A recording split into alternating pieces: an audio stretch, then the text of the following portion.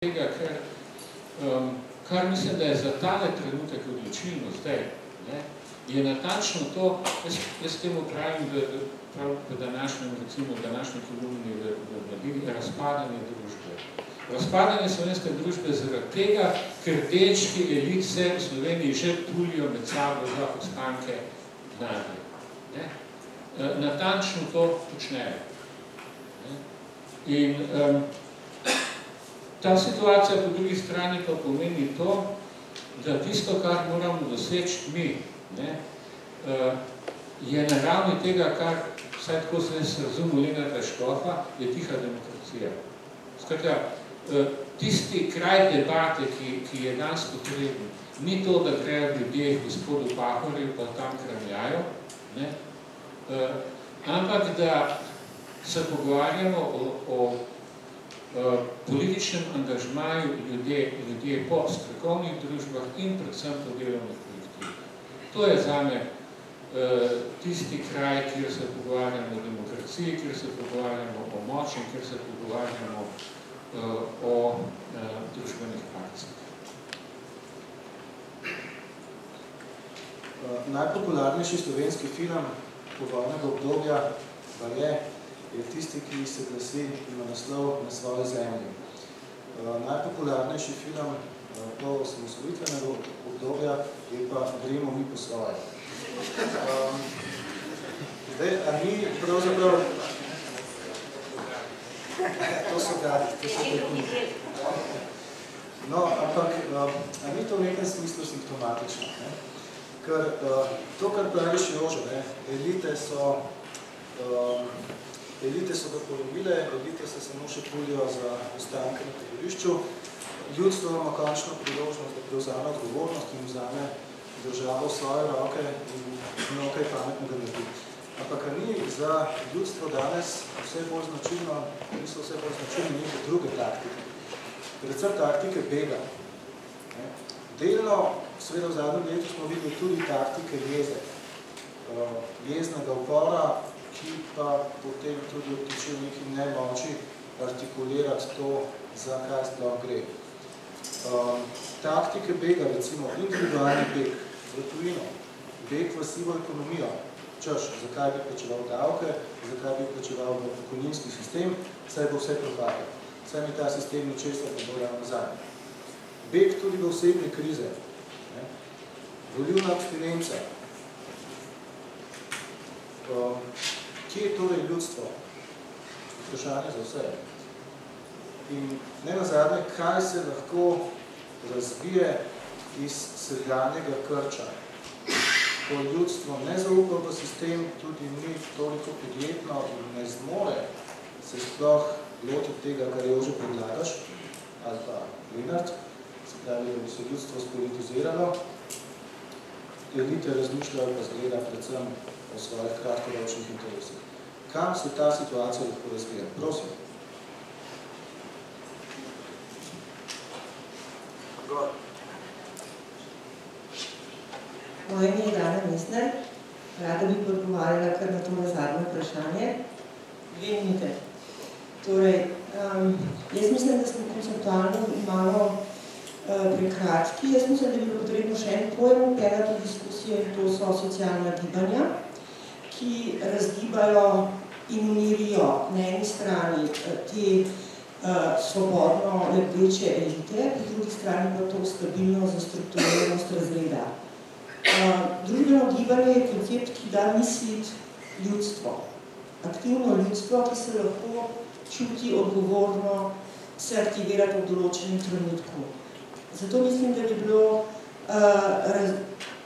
socialna gibanja kot koncept potrebno upeljati v razmislek o tem, kako misliti družbeno stvarnost danes v Sloveniji. Gledamo lahko na deskriptivni ravni analize elit skozi njihove vire moči, skozi strategije, ki jih uporabljajo, skozi projekte, ki jih vodijo.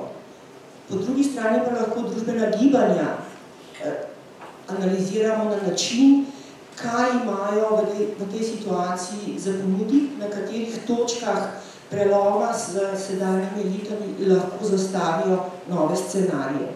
Jaz razmišljam tudi, da so gibanja že z sodobnimi tehnološkimi rešitvami sposobna misliti, recimo vprašanje, ki ga je postavil Vogrinec, da se sedanja državna elita ukvarja samo z bilanco. Obstajajo alternativni načini ukvarjanja z bilanco, kjer se s to bilanco ukvarja ljudstvo. Recimo primer Kanade, alternativni budgeting, so vzeli v svoje roke koncept bilance. Mislim, imamo moči, imamo sredstva, družba ni tako nemočna, samo treba je neke koncepte upeljati v to, bi rekla, stanje, ki je par pozicija. Hvala. Sem mislil navezati na vprašanje, da tudi, kar so povedali kolegi, predvsem zdaj ste mi še vi spodbudili, še mogoče to rišem. Točno so sem sam mislil povedati. Zdaj v prvi fazi našega pogovora mislim, da je bil govor o elitah koristen, zdaj v drugi fazi, če želimo v neko prihodnost ozreti, se da ta pojem postane odvečen, da lahko tudi nadomestimo s čim drugim. Recimo, družbeni eksperimentalizem je ena stvar, s katero se sam ukvarjam, sicer sem bolj tisto, kar jaz delam in pišem na etični ravni, ker imam premalo ekonomskega znanja, da bi se drzno iti v vse aspekte tega pojava, da to je točno to, kar pravite socialna gibanja, ne. Kar je edino nevarno je, da recimo družbe, ki so alternativne, to je neka alternativna politika, seveda, ne, pa alternativne, če so zgolj negativ tega, kar imamo, je to slabo. To pomeni, da samo se preslikajo kot negativna in to se tudi pri ostanikih pojavili in še marsikje. Mi seveda imamo celo vrsto gibanj, se je tukaj Barbara veja, ne, imamo UTD, imamo udeležbo delavcev pri dobičku, imamo lahko alternativne poglede na davke, pa ne od Desusa, ne. Imamo potem medijske nove tehnologije, ki to omogočajo, imamo piratske stranke po Evropi, ki to se mažo padlo na kiste, če želite. Skupno pa seveda vsem tem mora biti, da dejansko so smerani prihodnost in da so si drznajo, to, kar je pač razsvetljenstvo vedno počelo, hkrati tudi nek empatizem je bil v tem združen. Pogledati onkraj tega, kar imamo, ne, skratka, mi imamo vedno nekaj dali, imamo tisto, kjer živimo. In seveda mi se vemo, da so sedanje elite ima tako moč, da lahko končno upamo, ne, če želimo. Samo, če se pa vendarle zavemo, oziroma, da je ta mi uporabljamo, da se veste, kako mislim, da so neke kredibilne alternative, se pa seveda položaj izboljša. Še nekaj, recimo nekaj me moti, zdaj se zelo omenja kritično mišljenje na vseh ravneh družbe. Jaz mislim, da to je ena velika past in zabloda, ker je popolnoma nek nov ideologem se pojavil, ki je po mojem mnenju bil uveden v šolstvo zato, da bi zabrisal tiste resnične kreativne potenciale, ki jih imajo otroci in mladi in jih spet zapeljal v nek negativ, ne vem česa že, in je bil tudi skonstruiran na te ravni. Mislim, veliko bolje so te procesi, o kateri govorim, eksperimentalistični, podobni umetniškemu, ne, kreativnemu delovanju. Tega imamo pa premalo, seveda tako šola kot v poznejšem razvoju je premalo poudarka na tem. V umetnosti, v kreativnosti, v najširšem pomenu, tudi končno artes liberale so lahko zasnovane, so prostori nekega upanja, neke prihodnosti, drugih pa seveda ni. Tako da, mogoče ni se tako črno, mislim, da je to zapravo celo koristno pojme elit nadomestiti potem z nekim, jaz temu rečem eksperimentalizem, seveda nisem ga sam izumil, opiram se na Omberja in še nekoga tukaj. Jaz bi se vrnil k enemu vprašanju, ki je malo prej nakazano na to vprašanje globalizacije in slovenskih razmer. Čeprav s tem spolom globalizacije včasih težko skajam, vendar se mi pa zdi, da nam morda pomaga razumeti določene stiske, od kjer je Slovenija zašla. Se mi zdi, da če je obstajal kakšen konsenz v Sloveniji, bi pravzaprav konsenz glede tega, da naj Slovenija gradi nacionalni kapitalizem. To je bil konsenz, ki se je po moje raztezal čez običajne politične razcete. In to je tudi vodilo k temu, kar sem prej že malce omenil, namreč k razmeroma homogenemu, potem dominantnemu razredu. Zaradi tega, ker zapikanje pred zunanjim svetom omogoča pravzaprav to koncentracijo več virov moči. Zdaj boste rekli, seveda, da se ni res, sklepamo Evropsko unijo in celo vrsto stvari, ki niso pomenile zapiranje pred svetom. Da bomo nekaj paziti. Slovenija se je pravzaprav odzivala na globalizacijo, tako da se je prilagajala dosti pasivno. Aktivnega prilagajanja, to se pravi, rečemo tega proaktivnega prilagajanja, bo v Sloveniji zelo malo. In zaradi tega smo zdaj, mimo grede, meni stalno, kot mislim na Koprsko univerzo, ne gre v glavo, pa da smo zelo motim.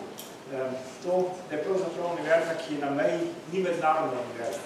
Jaz sem preživel nekaj časa na nemški univerzi, ki je na meji polsko-nemške meje Frankfurt na Odri. Tam so na silo naredili mednarodno univerzo, polsko-nemško univerzo. Pri nas bomo pravzaprav potite kulturno podlag za mednarodno univerzo, se temu izogibamo. No, nazaj k globalizaciji. Mislim, in ta strategija nacionalnega kapitalizma je pač bankrotirala, to je dejstvo. In tu sta se nam zgodile po moje dve zdaj izjemno zlopenih stvari hkrati.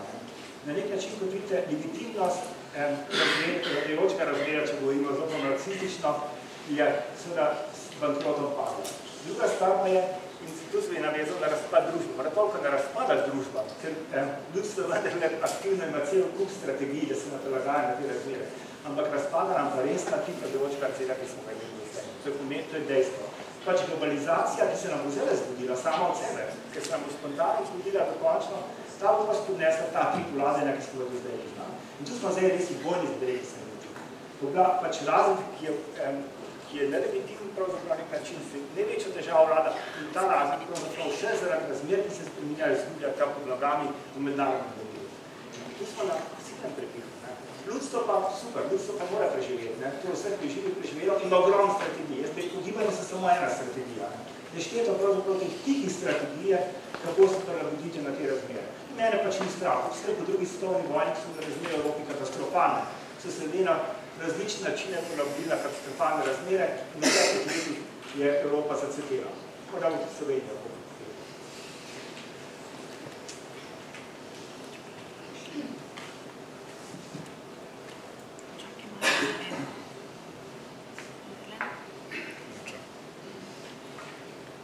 Manjkale baterije ta trenutek.